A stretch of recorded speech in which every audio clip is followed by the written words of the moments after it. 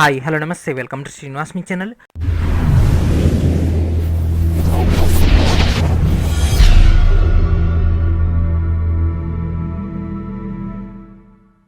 ఈరోజు ఈ వీడియోలో మనం ఇండియన్ హిస్టరీ యొక్క క్లాస్ 22లో భాగంగా గాంధీ యుగ గురించి డీటెయిల్గా డిస్కస్ చేద్దాం. ఆల్రెడీ మనం ఇండియన్ నేషనల్ మూవ్మెంట్లో ఇండియన్ నేషనల్ కాంగ్రెస్ యొక్క సమావేశాలు, అదేవిధంగా మితవాద అతివాదాల గురించి డీటెయిల్గా డిస్కస్ చేసుకున్నాం కదా. ఈ రోజు నుంచి అంటే ఒక గాంధీ యుగం కాంచి మనకు కీలకమైనటువంటి సత్యాగ్రహాలు, అదేవిధంగా శాసనోల్లంఘనాలు, సహాయ నిరాకరణోద్యమాలు, అదేవిధంగా మరికొన్ని అయినటువంటి ఉద్యమాలు, వాటన్నిటి ఒక డీటెయిల్ డేటాలో కలిపదాం. సో గాంధీజీ పార్టిసిపేట్ చేసినటువంటి మొదటి ఉద్యమం చంపారన్. సో ఈరోజు మనం చంపారన్ దాకా మనం డీటెయిల్గా డిస్కస్ చేద్దాం. సో ఫస్ట్ వచ్చేసి ఒక వీడియో మొత్తం కూడా గాంధీజీ పర్సనల్ లైఫ్ గురించి ఉంటుంది.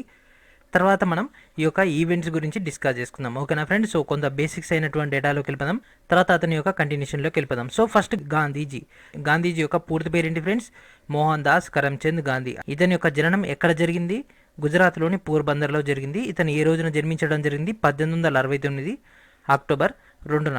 అండ్ అదేవిధంగా ఇతని యొక్క తల్లిదండ్రులు ఎవరు ఫ్రెండ్స్? పుత్లిబాయ్, అదేవిధంగా కరమ్చంద్. సో ఈ యొక్క ఇద్దరు వీళ్ళ యొక్క తల్లిదండ్రులు. అదేవిధంగా ఇతని యొక్క వివాహం ఎప్పుడు జరిగింది ఫ్రెండ్స్?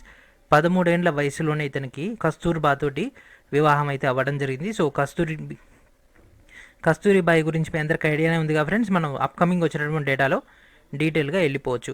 అయితే ఇతనికి బెనర్జీ స్వామి అనేటటువంటి జైన సన్యాసి సహకారంతో ఇతను న్యాయ విద్యని అభ్యసించడం జరిగింది. ఓకేనా? లండన్లో న్యాయ విద్యని అభ్యసించడం జరిగింది.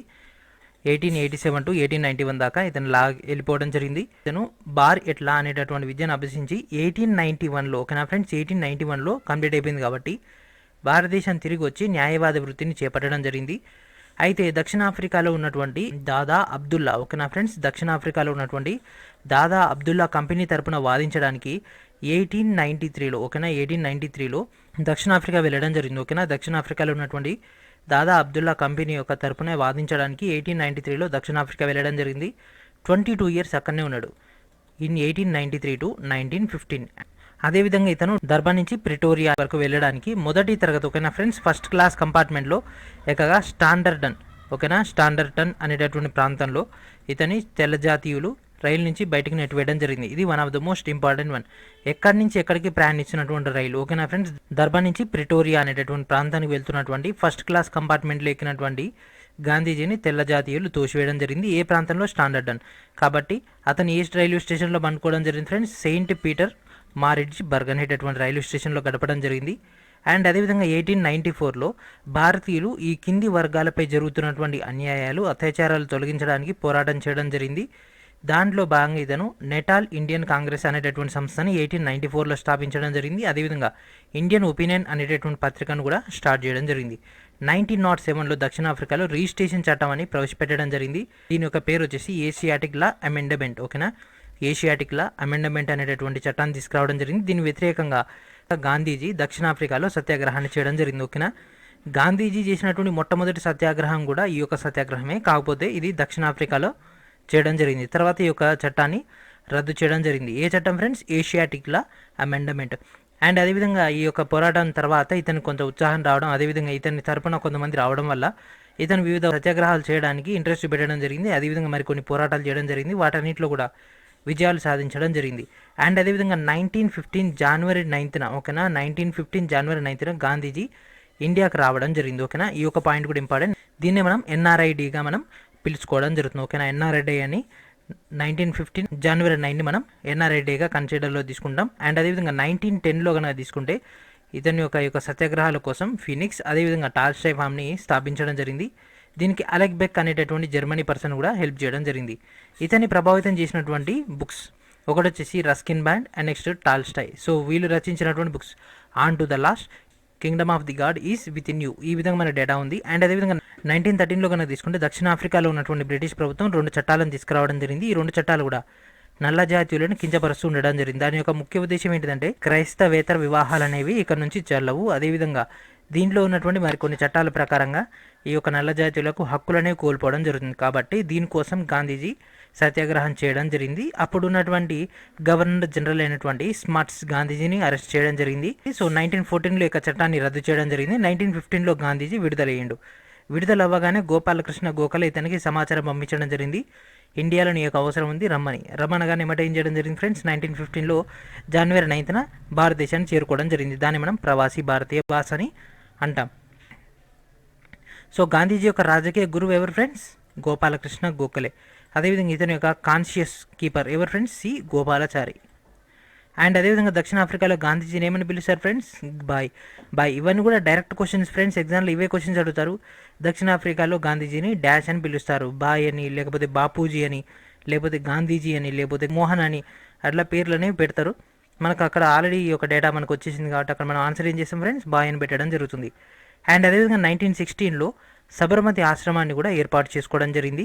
అండ్ అదేవిధంగా ఇతను ఇండియాలో చేసినటువంటి మొదటి ఉద్యమం చంపారన్ ఉద్యమం 1917. ఈరోజు ఇక్కడ దాకా మనం కంప్లీట్ చేసేద్దాం. రెండోది ఖైదా, మూడోది వచ్చేసి మిల్ స్ట్రైక్.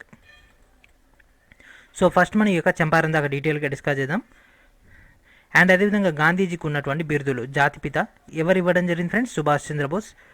రవీంద్రనాథ్ ఠాగూర్ ఏమో మహాత్మా అని, జవహర్లాల్ నెహ్రూ బాపూజీ అని, బ్రిటిష్ ప్రభుత్వం కైజర్ ఏ హింద్ అని, అదేవిధంగా దక్షిణాఫ్రికాలో ఉన్నటువంటి గిర్మిటియా జాతి ప్రజలు గిర్మిటియా సోదరుడు అని, అదేవిధంగా విన్స్టన్ చర్చిల్ నగ్న ఫకీర్ అని, చాలా చాలా ఇంపార్టెంట్ ఫ్రెండ్స్ ఇది, నగ్న ఫకీర్ అని ఎవరు బిరుదు ఇవ్వడం జరిగింది? Winston Churchill. అదేవిధంగా గాంధీజీ ఇతరులకు ఇచ్చినటువంటి బిరుదులు, ఓకేనా?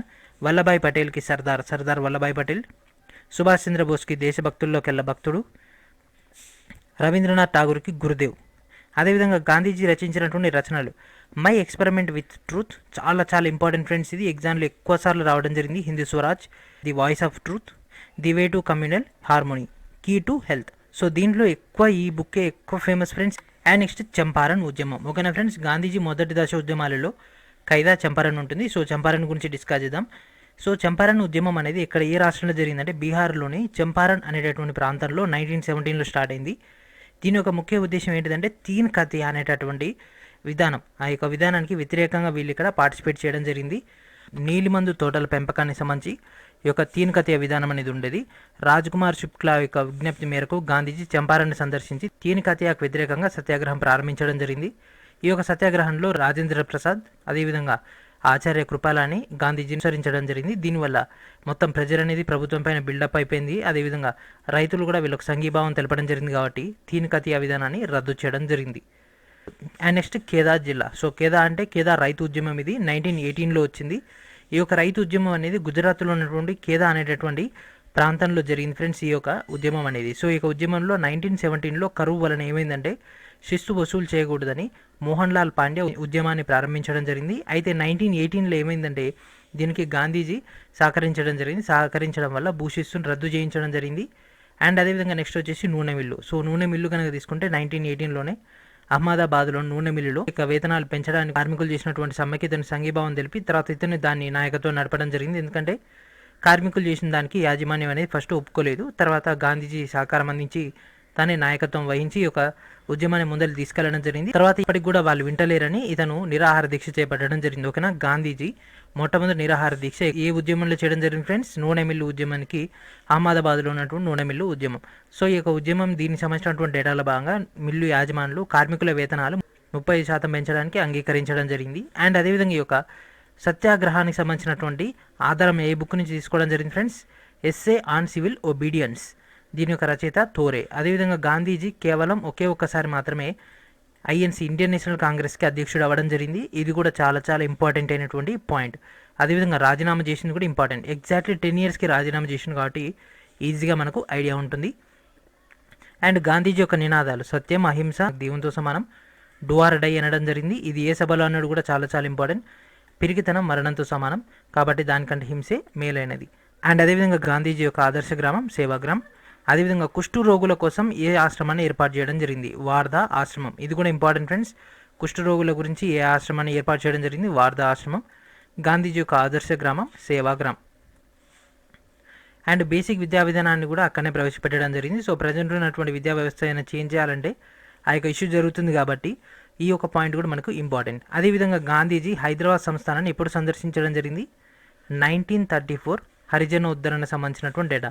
మన యొక్క తెలంగాణ చరిత్రలో ఇది ఒక కీలకవంతమైనటువంటి పాయింట్స్లలో ఇది కూడా ఒకటి. అండ్ నెక్స్ట్ వీడియోలో మనం ఈ యొక్క జాతీయ ఉద్యమాల గురించి వెళ్ళిపోదాం. ఎందుకంటే సహాయ నిరాకరణం కానీ, శాసనోల్లంఘనం కానీ, అదేవిధంగా మరికొన్ని ఉద్యమాలు ఉన్నాయి కదా, అవి ఈచ్ అండ్ ఎవ్రీ పాయింట్ వైజ్గా అంటే ఇండివిజువల్గా డీటెయిల్గా డిస్కస్ చేద్దాం.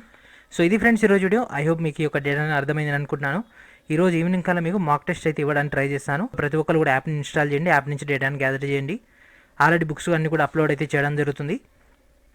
దాదాపుగా 7 నుంచి 8 బుక్స్ అయితే ఇప్పటికే అప్లోడ్ అయిపోయాయి. ఇంకా కొన్ని బుక్స్ రెడీ అవుతున్నాయి. అవి కూడా అవ్వగానే యాప్లో మీకు స్టడీ మెటీరియల్ టాపిక్ ద్వారా మీకు అందుబాటులోకి రావడం జరుగుతుంది. సో ఇది ఫ్రెండ్స్ ఈరోజు వీడియో. నెక్స్ట్ వీడియో మరికొన్ని డేటాతో కలుద్దాం. And thank friends, thank for watching.